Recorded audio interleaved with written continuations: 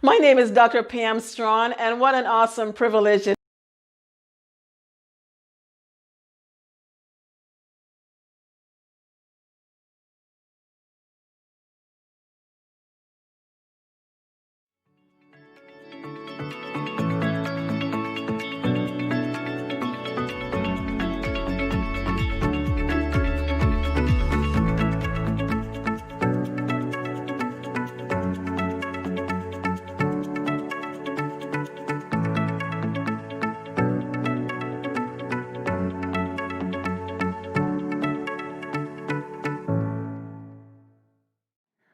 Welcome to Friday afternoon at the Oregon Camp Meeting 2020. The theme this year is This is How I Serve. My name is Gary Parks, and I'm the Relational Ministries Director here at Oregon Conference. And today we are fortunate to have the third part with Dr. Pam Strachan. It's amazing what she's been telling us about grief and the different kinds of grief. I think you're in for a treat today, if you can say that, around the idea of grief. She's going to talk about some things that maybe you and I are grieving, but we aren't able to talk about it. Disenfranchised grief is what she's going to talk about. And especially for those of you who have lost a job, those of you who can't go to work, and you've lost the connections, I think you're going to learn some great things today. So listen as she talks about disenfranchised grief. Welcome again. Thank you. My name is Dr. Pam Strachan, and what an awesome privilege it is once more to come to you today to talk with you on the topic of grief. For the past couple of days, I have been doing workshops on the topic of grief. And the first workshop that I presented on, it was giving you a widespread view, or I should say an overview on the topic of grief, and basically shared with you what grief is all about and how you can turn grief into healing and hope. The second presentation was on the topic of how to really cope with grief. And this presentation today is on disenfranchised grief. If you're joining me for the very first time, welcome. I invite you to grab a piece of paper and a pen to write down anything that I presented on that may be relevant or touch something inside of you that you need to work through. If you are joining me once more, I just want to say welcome, and I'm glad that you could come back and join me again. Before I delve into disenfranchised grief, why don't you bow your heads with me for a brief prayer?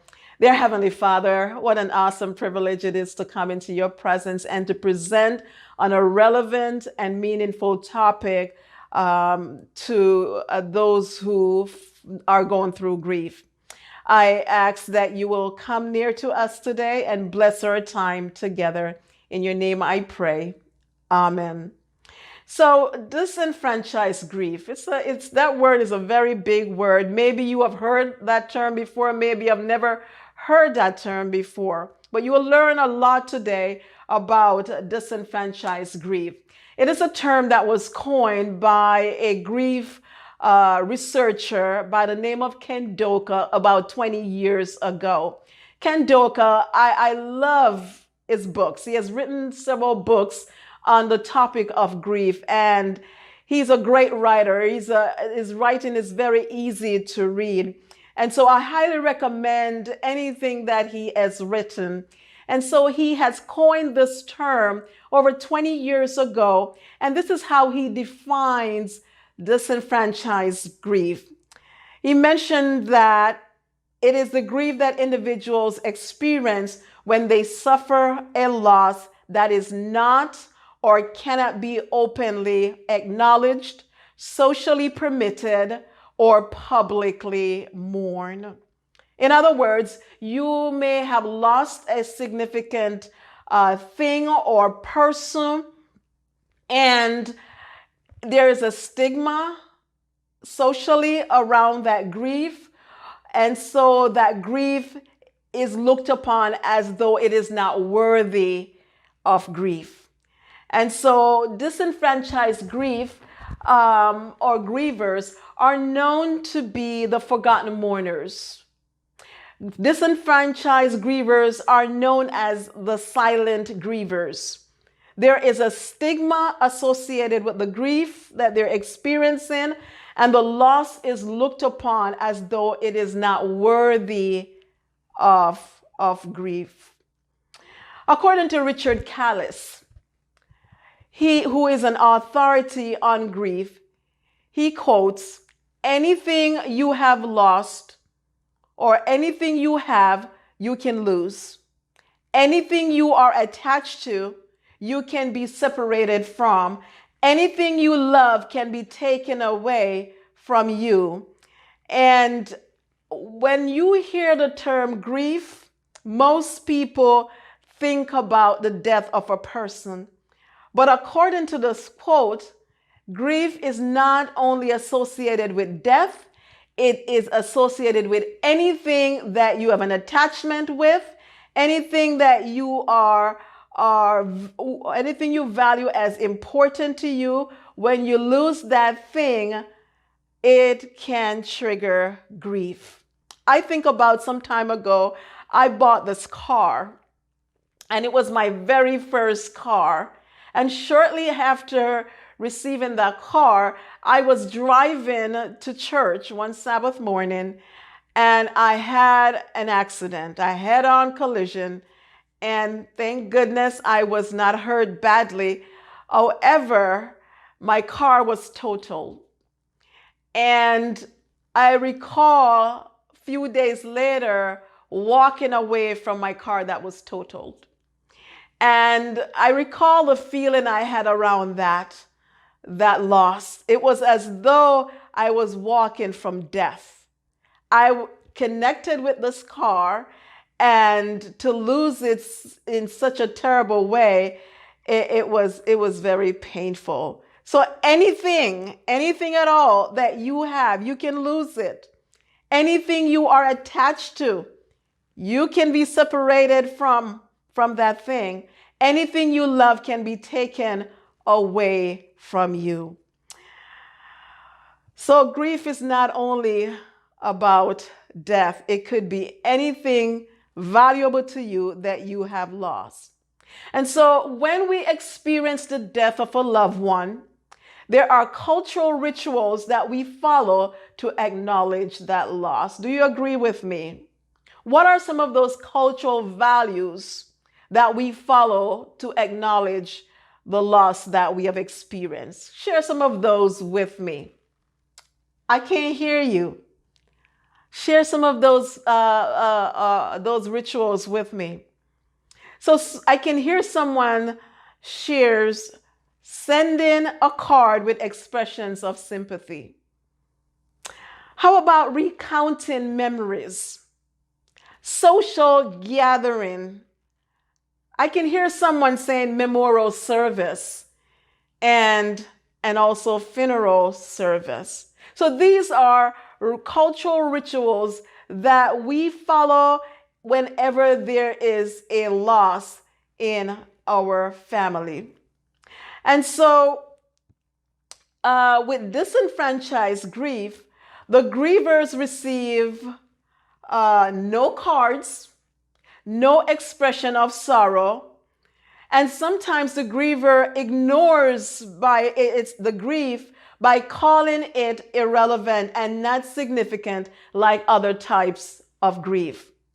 And so the loss is looked upon as not worthy of grief, as I mentioned before, and it is stigmatized. And so there are times when we who may be going through grief disenfranchised ourselves from that loss because we deem that loss not worthy of grief. There are times when embarrassment and shame are associated with it.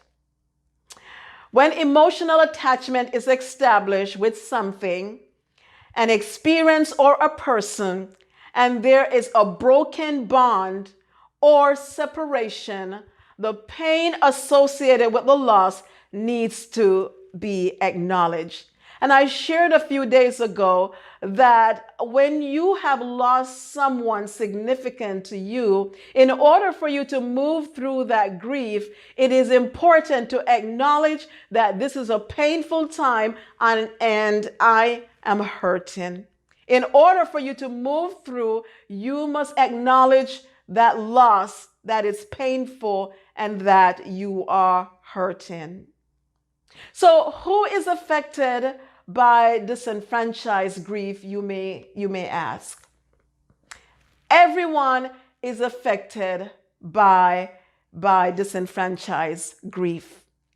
And it varies from individuals to individuals. It varies from culture to culture. It varies from community to community.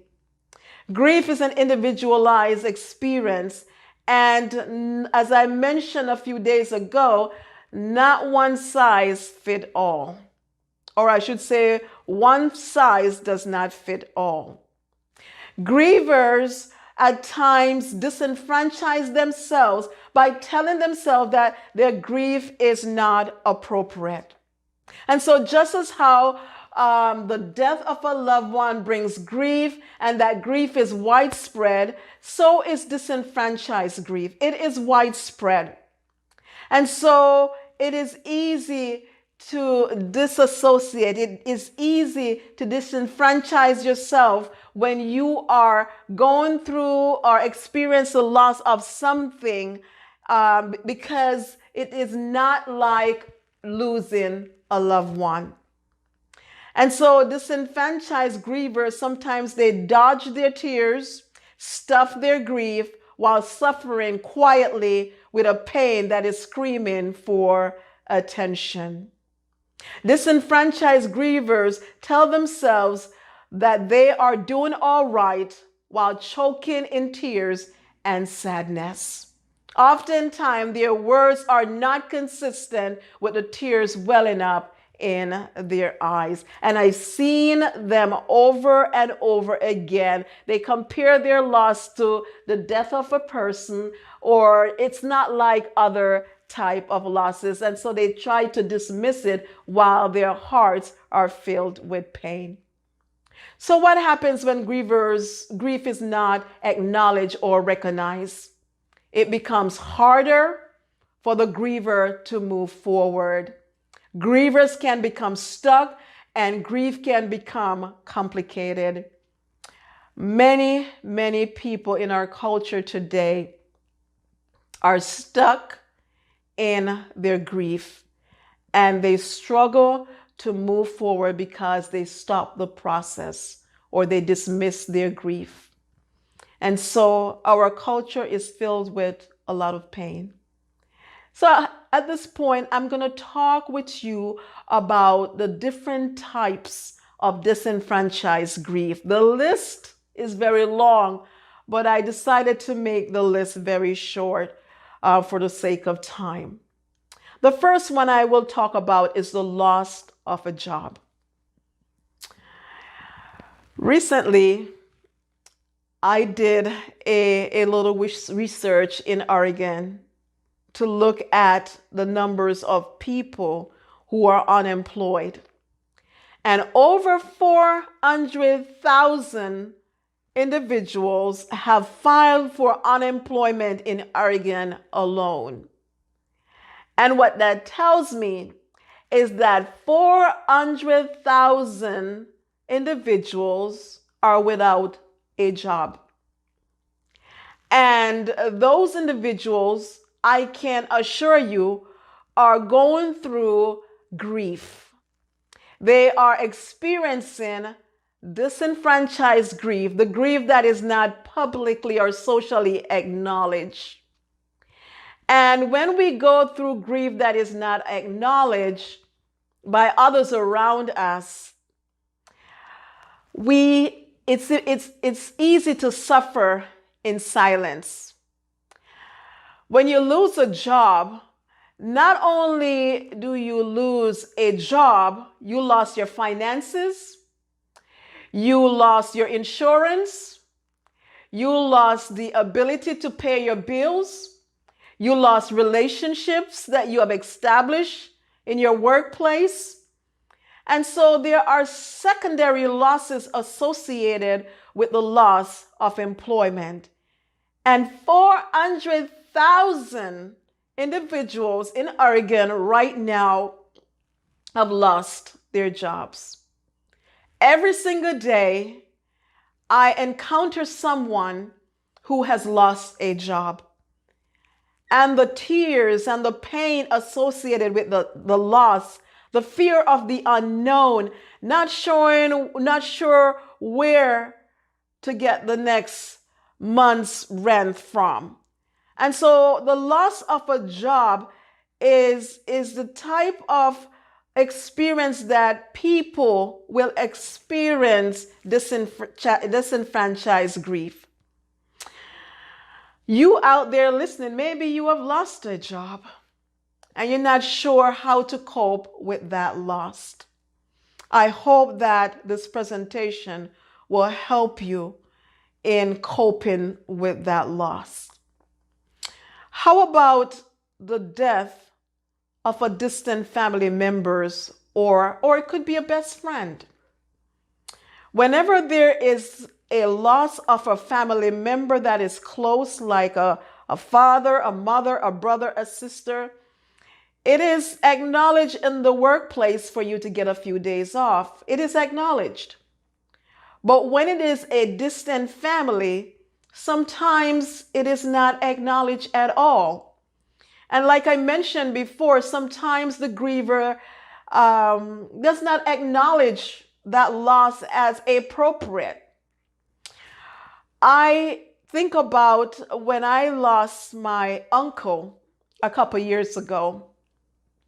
Of course, he's a distant family member, but he was close to my heart. And I think about when my church community, they sent me a plant in honor of the death of my uncle. They acknowledged my grief. And when I received that plant, I was surprised. I wasn't expecting to receive anything because he was a distant family member. And so I disenfranchised myself thinking that this was not worthy to be recognized. And sometimes we do these things and we don't even realize that we are doing these things. How about the loss of a meaningful relationship? If you were involved in a relationship and that relationship turns out to be sour, it is so easy. Well, I shouldn't say it is so easy, but it is likely that you will experience grief around that loss. How about the death of a pet? This is huge. Recently, someone shared with me that over 68% of Americans own a pet. And pets are like companionship. They are great companions. And I am a dog owner. And I cherish this little 5-pound Yorkie that I have. And to lose that little pet, it will be very painful. I travel with him on the plane. When I get to my destination, I would rent a car and he will sit right beside me and we'll just cruise down the highway together. He is my traveling partner. And I just can't imagine not having this little guy with me. And so over and over again, individuals will come to talk with me about the death of their pets, and tears will be welling up in their eyes, and they will say, but it's not like the death of a person. And I would say, but this is the death of your pet, and I can see your pain, I can see your tears. This is important. You don't need to compare it to other losses. This is a significant loss. Let's talk about your pet. And so the death of a pet will trigger grief, and it is quite normal. If you don't learn anything from this presentation, do know that grief is a normal response to loss, and it is a necessary experience that you need to go through in order to move forward in a healthy way. Other types of disenfranchised grief. I'm sure you can think of some as well. How about divorce? Divorce is a huge one, and it is associated with secondary losses as well. When you have vowed to spend your life with someone special and that relationship is broken up, it is very painful. You will grieve the loss of the marriage. You will grieve the loss of the experiences that you shared with this person, and especially if you had children, the pain associated with that. I could spend months doing grief support on just the topic of divorce. It is a painful experience, and a lot of times grievers suffer in silence because they don't know how to cope with this loss. And at times it's not acknowledged as grief by our society.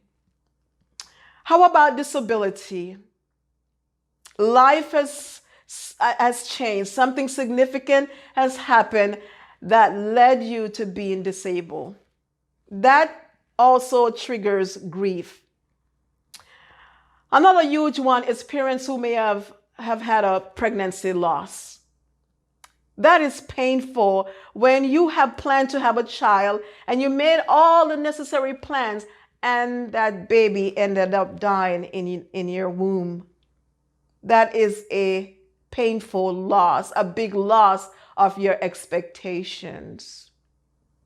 Infertility is another type of disenfranchised grief. And I can relate personally to this type of disenfranchised grief because I wanted at some point in my journey to have children. And it so happened that I'm not able to have children. And it was a painful experience coming to that reality that I just cannot give birth to my own children. And there are times when it's just very painful. And I personally don't like to talk about it. I must be vulnerable and honest with you here. I don't like to talk about it. And the reason why is because every time I bring up that topic, someone would say to me that I should adopt. And that's a nice gesture. However, I personally don't like that. So that is something that touches my heart very personally. And I have worked through that grief. I think it was a couple years ago. I was driving home from work, and when I got close to where I live, I noticed this man, I should say, washing his truck. And right beside him was a little girl, and I assume that's his daughter. And she was right beside him, washing his truck alongside him. And when I saw that, I thought it was just beautiful. At the same time, it was a reminder to me that I will never experience anything like that with my daughter or with a daughter, because I always wanted to have a daughter. And that made me sad. And I cried. And I moved forward with that, giving myself permission to cry for that moment over the reality that I will never be able to have a child. And so that is a type of disenfranchised grief. And there are many people who are dealing with that type of grief, and that grief is not acknowledged. But I want to acknowledge that grief, that if you are going through that, that is real and that is personal, and that it is necessary to process that grief if you're going through it. Other types of disenfranchised grief, getting older. That's another type that individuals are faced with in our culture, and the loss of who you used to be, or maybe it's somebody that you know. It may be your spouse. It may be your parents. You notice that they're getting older and they are losing certain abilities, and there is grief associated with that loss. For those who are entering into retirement, especially if you have worked at a place for many years and you're entering into retirement, even though it's a good thing, yet you will experience the loss of the job opportunity you had for many years. Also, moving from a place or from a house you have lived in for years, you will experience grief around that loss. Also, the loss of community. Right now with the COVID virus, many people are isolated. Churches are closed.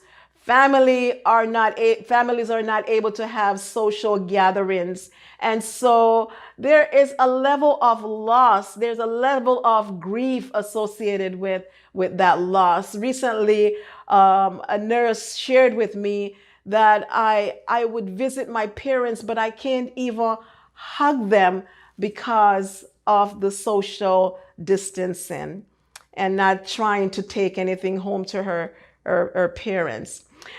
Also, there are times when we grieve people that we never met. Recently, the world grieved this man by the name of George Floyd, and it was pain, so much pain with the way that he died. So all of these that I mentioned are associated with disenfranchised grief.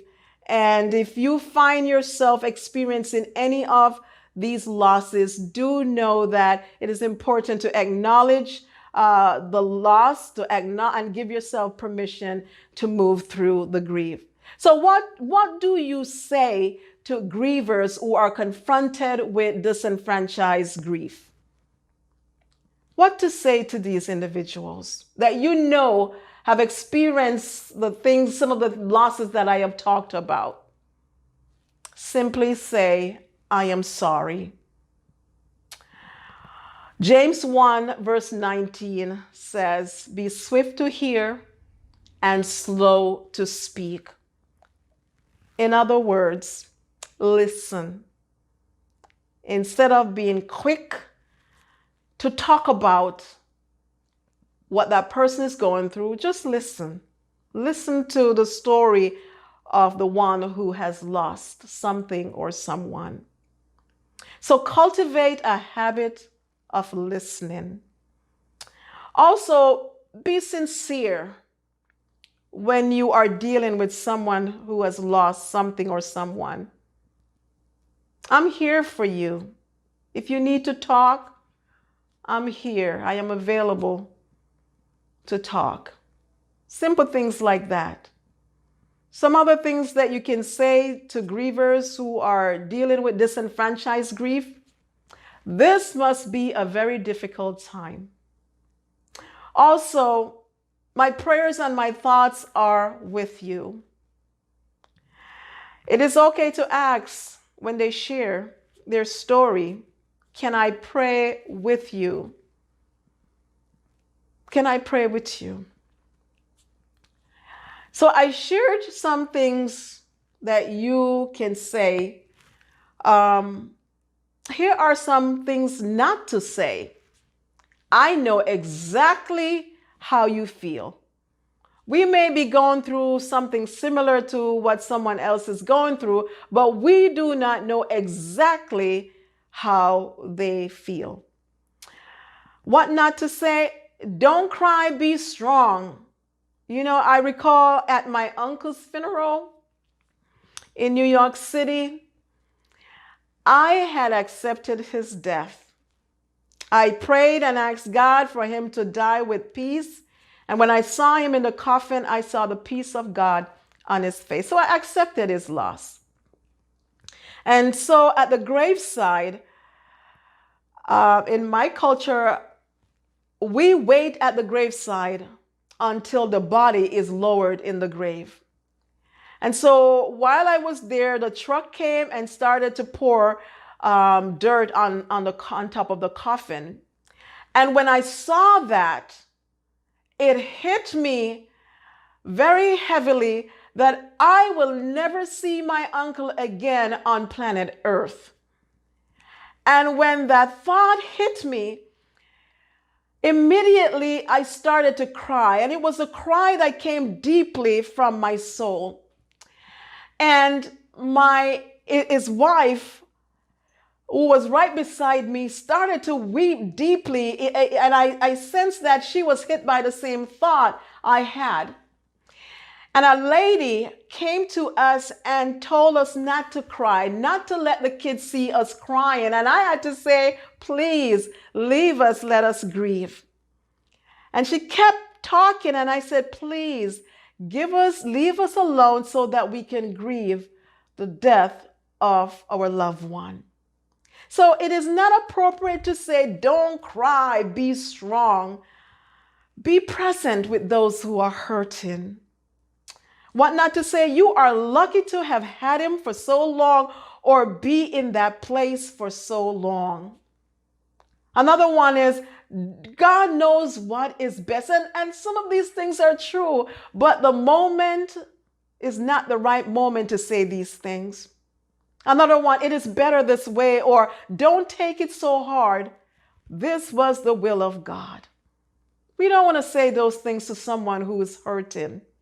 We want to be comforting instead of adding hurt to injury. How to help someone in grief? Be sincere. Be with the person. Embrace the silence instead of trying to dig for information. Listen compassionately. Send a text, place a call, or send a card. Some other ways to help someone who is in grief: spread out your support and check in from time to time. Offer your caring presence. And you don't want to hijack the person's story by talking about yourself. However, if sharing a meaningful story that will offer hope, go ahead and share. But be brief. Grievers are exhausted and are tired at times. So those are some ways in which you can help someone around you who is dealing with grief. And for those of you who are dealing with disenfranchised grief, here are some thoughts for you. Make room for your grief. Don't dismiss your grief. Make room for grief. Recognize that loss is a part of life, and likewise is the resultant grief. There is nothing that can be done to change the lost. However, you have the power and the ability to direct your response towards wholeness and healing. And I must say that healing is a choice. It is a choice. And so it is important to make room for healing. And healing requires commitment, it requires courage, and it takes a lot of discipline. And you hold that to yourself to make room for healing. Be opened, and the path will uncover a landscape of opportunities, continuous discovery, and life enrichment. Other ways to deal with your grief: confront your shame. If you're feeling shame or embarrassed, I think about this week, a young man came to talk with me about someone else's grief, and I recognized that he was also grieving, and I highlighted to him that, you know what, you came for someone else, but you know what, as I listen to you, you are also grieving.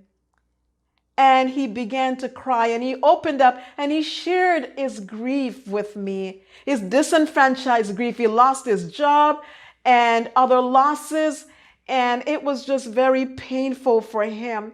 And he said, I've never talked to anyone like this before.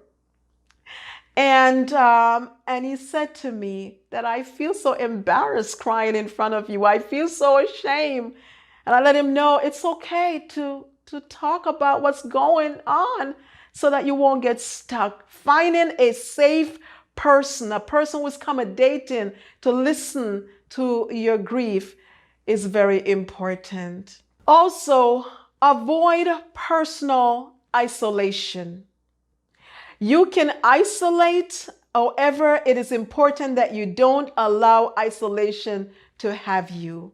Reach out to friends and family and those who you know really care about you.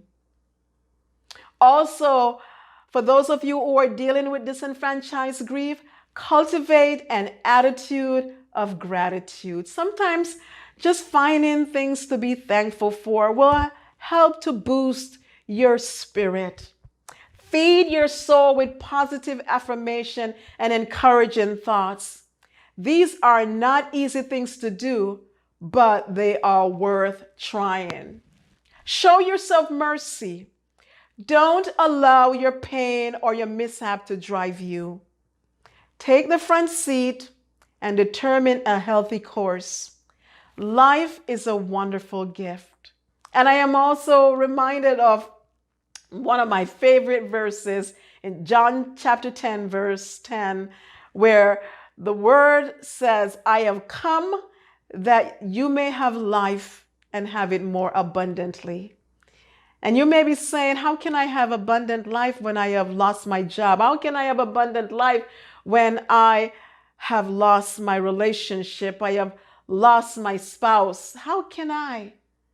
And I tell you, my friends, you can have abundant life in the midst of your grief as you lean upon the Lord to help you to cope as you go from day to day. I met someone some time ago who shared with me that she lost everything.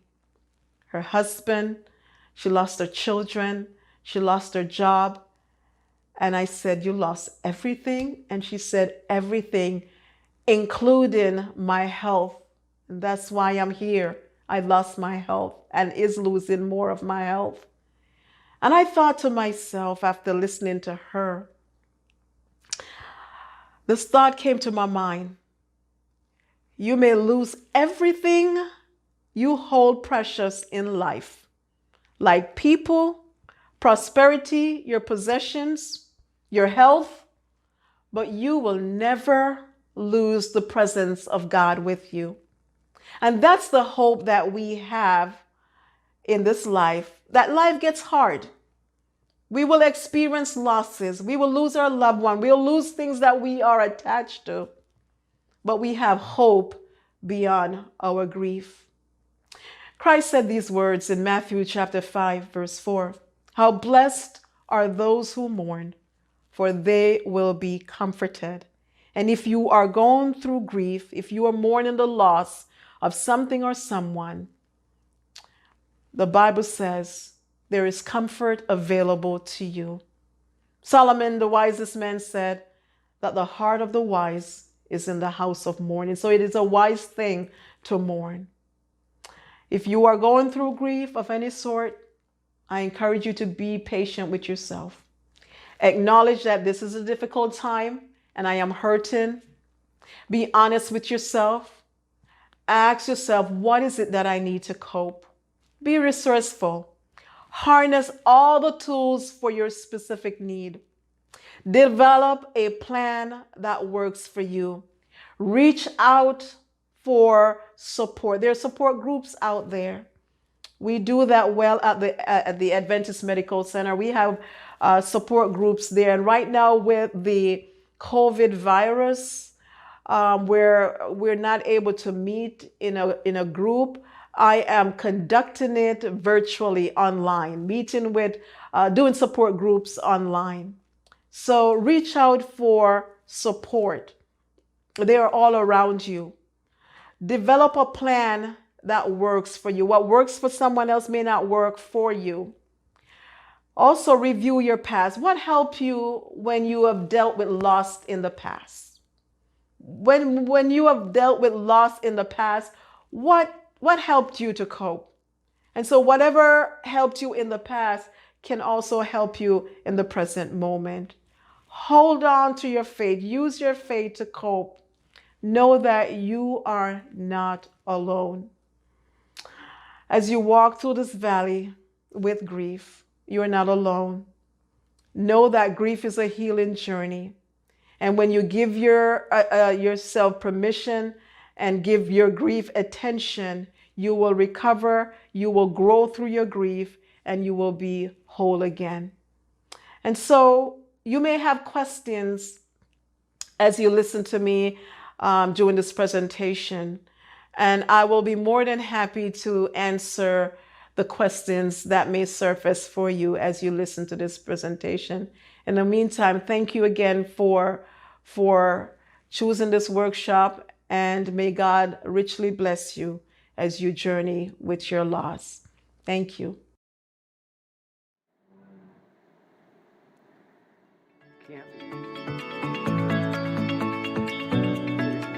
With Dr. Pam Strachan, and she has just delivered an incredible message about disenfranchised grief, recognizing that literally, as she said, 400,000 of us who live in Oregon are probably dealing with a loss that maybe we can't talk about, a job or whatever, whether it's a divorce or the loss of an article of clothing or a car, as in her story, or whatever it was. Wow, to recognize. And could I say, Camp Meeting 2020, this is how I serve. Before we go further into a personal thing, I would just challenge you. Look around you in your communities.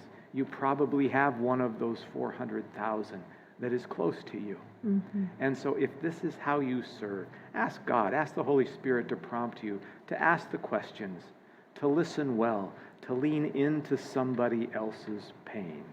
But right now, what I wanted to do, because Dr. Pam has given us so much incredibly good information and so many great things to do with people who are struggling with grief, not only us, but actually to help some other folks. Mm-hmm. I've asked Dr. Pam if she wouldn't mind just walking through with me a grief that I've had in my life, and maybe you can vicariously take that journey, or at least start that journey, and take those steps.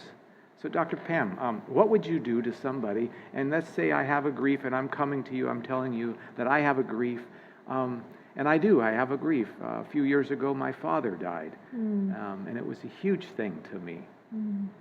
It's sort of a generational change. And Dr. Pam, I want to deal with this. Yes. Well, thank you so much for this time again. And I appreciate your vulnerability in sharing about the loss of your dad. Mm-hmm. The person that you have known all your life has passed. I'm sorry for your loss. Thank you. And I wonder if you could tell me a little bit about your dad. Oh. Just a brief snippet about your dad. My dad was a pretty tender-hearted man, a pretty quiet man. He didn't move real fast. He moved pretty slow, but he helped people a lot. He had a real compassionate heart. Mm-hmm. And didn't know how to talk on a more intimate level much, because in that generation you didn't do that. And so he was, when he was young, his dad was a painter and a wallpaper hanger. And so he wanted to be a dentist, I think, went to Walla Walla College, and he got called to go as a minister, and so he became a minister, went to the Philippines as a missionary. So we have all kinds of slides of mission fields in the Philippines and all over. Then he came back and was a pastor here, and then worked in the Washington Conference in the stewardship department. And he actually retired in this office, in the trust department.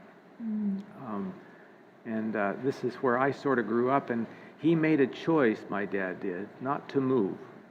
He had calls to go to pretty large places. And he said, no, I want my kids to grow up in the country and have a stability of a home. That was pretty powerful for me. Yes. Thank you so much for sharing about your dad and reflecting on his journey, on his life. And in dealing with the death of your dad, I'm going to go through this 5 simple steps that I brought up a couple of days ago about how to begin the process of dealing with grief.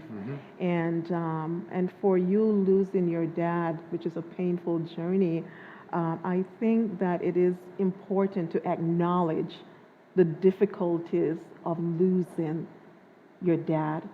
And as I listen to this journey that you've shared with your dad, not only have you lost your dad, but you have lost other things associated with your dad. And acknowledge that pain.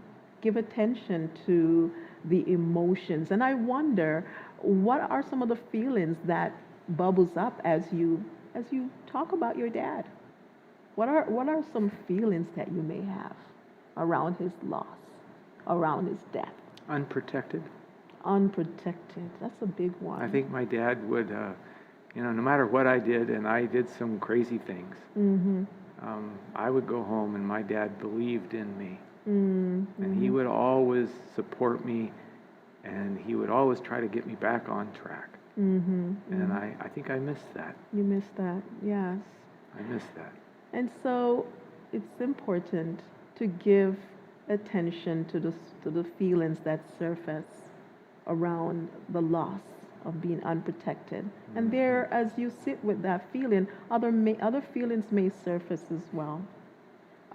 So I would suggest, if you're struggling with the feelings, get a journal. Get a journal. Get a piece of paper. Get something and write down the feelings that surface as you reflect upon the life of your dad that you're grieving. And being available. The third step is to be available to the healing process. Healing is a choice. And if you want to move through this healing process healthily, it's important that you give yourself permission to be available to the process of healing. Adjustment. I talked about adjustment. It takes time to adjust to a loss. And in regard to your father, it's 2 years now since he has passed away. And so have you adjusted to that loss, or are you still struggling with that? I'm not sure I've done the steps that you're mentioning. When you said journal, that was something that was really exciting to me. I don't know as I've ever done that. But I think I need to take some time and just journal, because I'm a fast-paced person, and I just I need to do that. Yes. I think journaling will give you the ability to just sit and be with the experience of loss.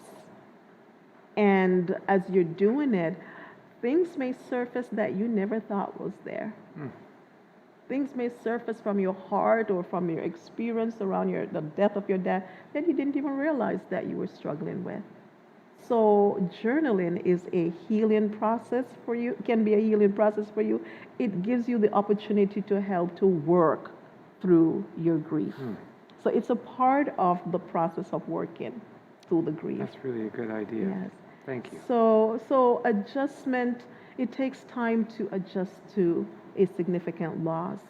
And as you are grieving this loss, if you feel the need to reach out for further assistance, reach out, talk to someone about it.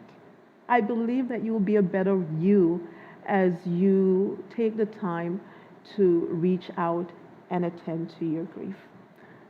So what steps should I take? I leave here today. What steps should I take? I think the step that you should take as you leave here is to be committed to the process. Yeah. That you tell yourself that I have lost my dad, I have not worked on my grief, and I think this is the time to start the process. Be committed to it and discipline, and I think it's important to discipline yourself so that you can stick to the process and the plan that you come up with. Take the time. Take the time, for sure. Wow. And that is how you move through grief. One step at a time, a little bit here and a little bit there. So it does take time. It's a process, and it does take time. Thank you, Dr. Pam.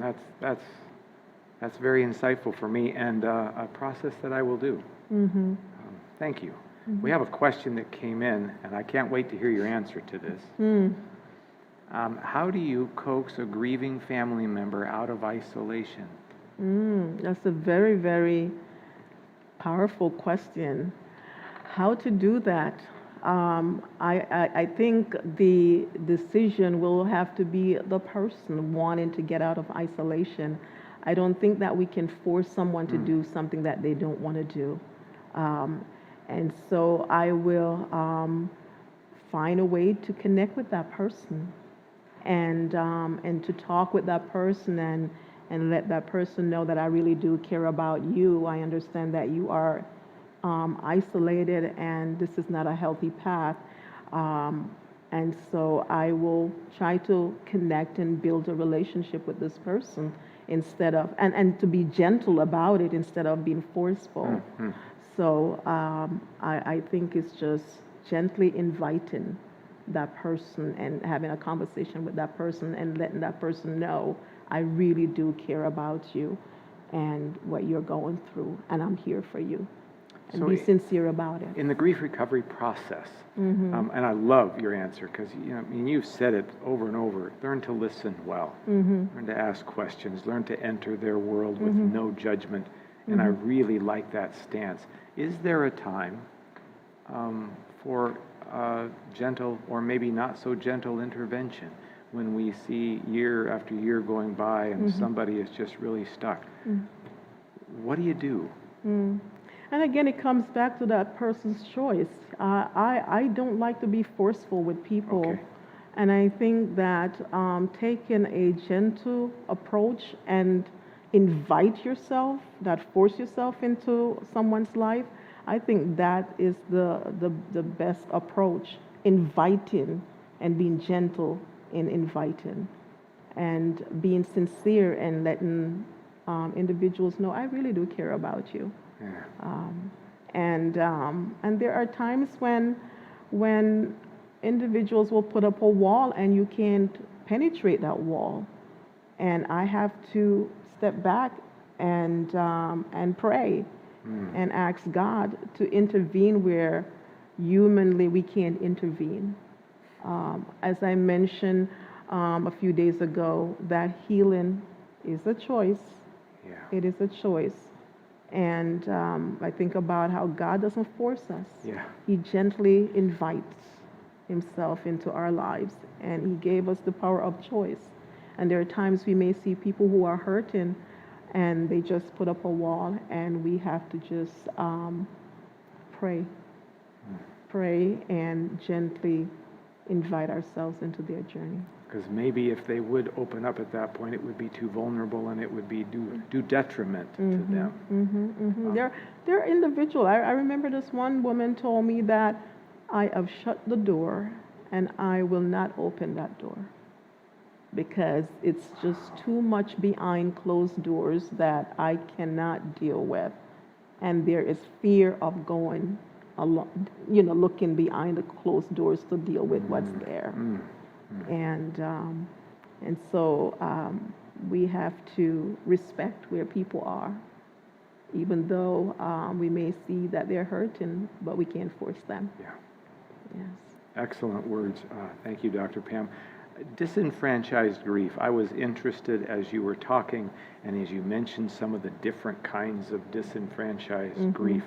And that a part of that is that we really don't talk to each other about those things. Say more about that and maybe tell us of an experience or something when you've helped somebody with something that you never thought maybe would be normal grief for us today. Say more. So disenfranchised grief is the type of grief that is not recognized by others. And it's as I wrote here that it may be deprived of social recognition, comfort, and support that a ritual such as funeral or memorial service can offer. So in our culture, we do have rituals whenever there's a death, memorial service, or a funeral. With disenfranchised grief, we don't have those rituals. And so because it's not so, the grief is not socially acceptable. So we don't have a divorce party. We don't have a divorce Or we don't party. have a funeral for a divorce. Or Exactly. we don't write a card saying, I'm happy for your divorce, or Yeah. I'm happy for your freedom, or... Right. Or or we could write a card and say, I am so sorry to hear about your divorce. And I believe that because we don't have rituals to help with disenfranchised grief, I think it will be valuable to create our own rituals. Develop or cultivate or plan your own rituals to help you with the grief that is not socially acceptable or recognized. And the interesting thing, Gary, is that there are times when the griever will disenfranchise him or herself, where they don't recognize or acknowledge their grief as worthy of grief. Because it's not like other types of losses. And that's what I hear quite a bit from individuals who are dealing with disenfranchised grief, like the death of a pet. It seems foolish coming to you to talk about my pet, because it's not like a real death or the death of a person. And I would say, your pet that you lived with for 14, 15 years has died. This is significant. And so that debt is worthy of acknowledging. And so I would say, tell me about this pet you had for 15 years. I think about let me share this personal experience with you when I think it was about maybe about 6 years ago, 5-6 years ago, I bought this betta fish. Okay. And I had that fish for almost 2 years. That was my buddy. And I would walk into the house and I would call out his name, Park. And I would get up to the kitchen. He was parked into the kitchen. And he would be so happy to see me when I get home from work. And he got old and he died. And it was painful because I had a routine with this fish and there was an extra person in the house. And to deal with my grief, what I did, I decided to bury him in my backyard. And I decided to have my own little ritual of planting a beautiful flowers over on top of his grave. That helped me with saying goodbye to my little betta fish that I had for almost 2 years. It's amazing. And so it's important to create your own ritual to help you to move through the grief and also to say goodbye. Just as you were talking, it came to me, one of my favorite elders called me one day and they had to put their dog down. And they asked their pastor to go with them. And the service that we had when we laid that dog to rest and as it passed away, it was really meaningful. And so you're saying that maybe we should be, in appropriate ways, reaching out to folks who may have disenfranchised grief. Oh, absolutely. And ask what we can do, or offer something, or at least verbalize it in some way, shape, or form. Acknowledge it. Wow. Acknowledge that loss. And this is, it's a part of being in community. It's a part of being in a relationship. When someone in the community or someone in the relationship is hurting, that you don't dismiss it, that you be more attentive, be aware, and acknowledge that. Being a source of comfort to someone in a community who's hurting. And so for you out there who's listening, maybe suffering in silence, dealing with a grief that is not socially accepted. It could be a divorce. It could be a miscarriage. It could be getting older. It could be just about anything that is painful when you are lying on your bed at night that comes up to the surface. Give attention to that loss instead of dismissing it What we don't attend to will persist in our life. Say more about that. So when we have experienced a significant loss and we don't give, and it's painful, and we don't give attention to that pain, it will continue to follow us. It will persist. It's like trying to put a ball under the water. It will come right back up. Popping up. And so this pain that we don't deal with will continue to bubble up. Maybe in ways that will hurt us. In ways that will hurt us. Interesting. And there are people who have developed mental health issues as a result. Because when we don't attend to what's going on, it can become trapped in our body, and it comes out in different ways and cause depression. So it's important that we give attention. I cannot say this enough. It's how important it is to give attention to the painful experiences that we have experienced in life. Dr. Pam, I can't thank you enough for giving of your time, of your expertise, and maybe a big thank you for those folks who you've helped over the years, and offering your incredible talents and skills and groups. And by the way, you do have groups. We might want to say a word about the groups you offer. Can you say a word about those? If somebody is really having an issue with one of these kinds of griefs, how would they be in touch and join a group? Right. So currently I do have a virtual support group, and you can join from wherever you are. So call the Adventist Medical Center. We will need your email address to send you the link, and you will be able to get connected to this virtual support group in dealing with your grief. That's awesome. Yes. You know, the Bible says they'll know you're Christians by how you love. And in the Bible, it actually also says they'll know you're Christians by how you love each other, not just the unchurched. And so during this year of This Is How I Serve, we would just suggest that maybe you look around and ask the Holy Spirit to prompt you. Who are the people in your block? Who are the people that you work with that are hurting?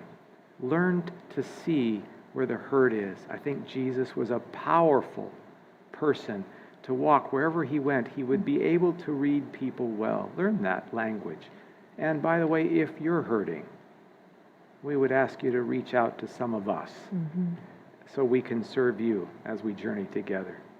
Thank you, Dr. Pam, for all of your incredible words and for hopefully starting some journeys that will not end until the new kingdom.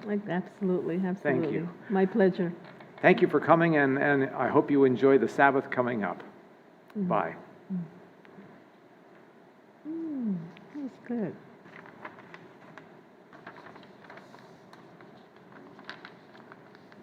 Oh, awesome.